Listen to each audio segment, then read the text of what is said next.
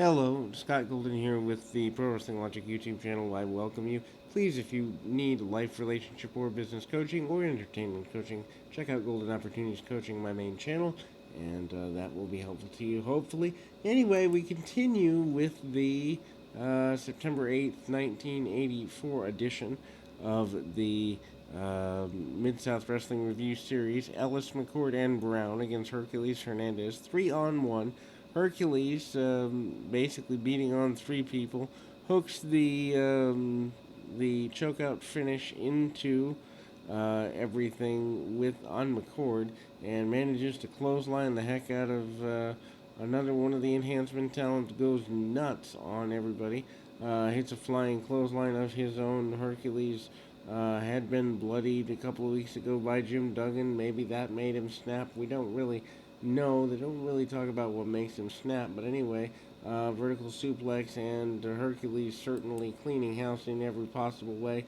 Gets the submission there, and the third enhancement talent still beating on Hercules. Hercules doesn't seem to care about this. Powers right through referee with the stoppage, and hits a fist drop right to the chin. No, then hits a knockout blow. Does Hercules? Hercules continues to be in solid dominant control of his adversaries and his fate, it would appear.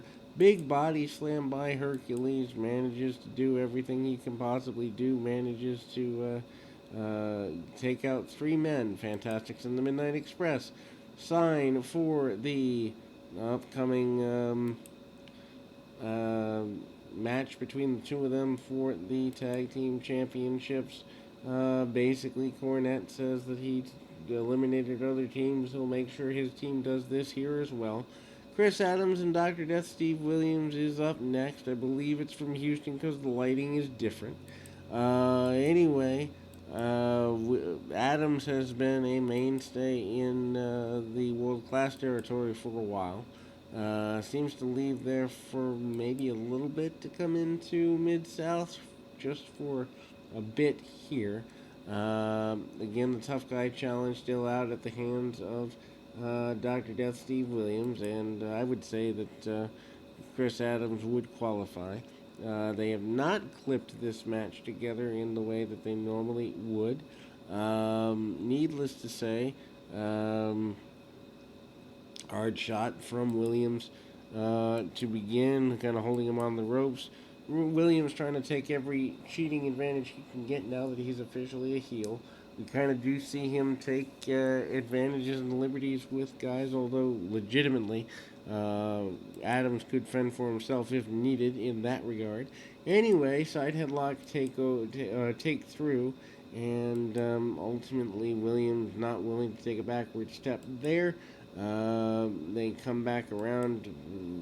Adams takes back over, sits out with a headlock, and kind of hangs out for a little bit there. Adams also kind of a guy who does not want to take a backward step here. Adams sends Williams up over the hip, and side headlock takeover there. Ultimately, kind of get a little bit of a slower paced match. Williams with the shot to the midsection, and Williams again kind of drops the knee across a little bit, and we see Williams manage to hit some shots, and ultimately, you know.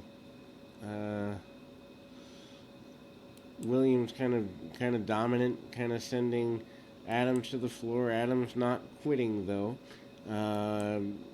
The inverted chin lock by Williams does not give him the advantage he wants. I guess you could say that in this particular match, Adams is your baby face, although it's more of a Williams is a bigger heel, I guess you'd say. Williams is sent to the outside with a shoulder tackle.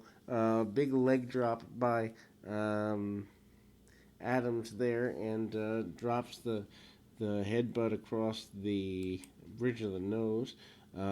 Adams is not happy with any of this, but it's okay because, well, that's just the way that it goes sometimes. Anyway, Williams with a big attempted body slam, kind of dropping his man forward, and manages to do what he can, where he can in that regard. Williams tries for the splash from the second rope, misses, and actually feigns that he has injured his arm. I don't know about the arm injury. It doesn't exactly seem like that would be a thing. But in any event, we see uh, Adams getting backed up a little bit. Williams grabs the leg, uses the ropes, uses the leverage of the foot on the ropes for the victory, and Williams gets a cheesy victory there.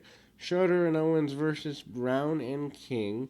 Um, Sonny King and Brickhouse Brown against Schroeder and Owens is I guess, a way to kind of build up a new tag team for lack of better terminology. I don't know that it necessarily works out well because I don't think that either guy is here at the beginning of the year, so it's kind of a couple of months experiment, nothing major. But anyway, shoulder tackle by Brown.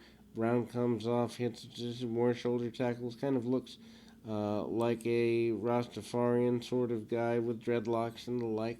Then we kind of see King come in. King ducks down, hits a hip toss, and sends his man over pretty easily. Simply put, and then King manages to tag back to Brown. Brown does not back down. No pun intended there with the rhyming, but anyway, arm bars and the like, and ultimately Irish whips.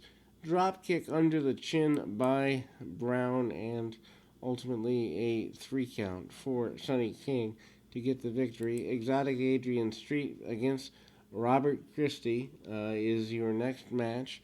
As to be expected, Street is going to do just about everything he did before with kind of the dancing, the prancing, and all of that. Miss Linda out to second him and everything associated with that, and certainly not a non-controversial gimmick at the time. Here we're talking 1984.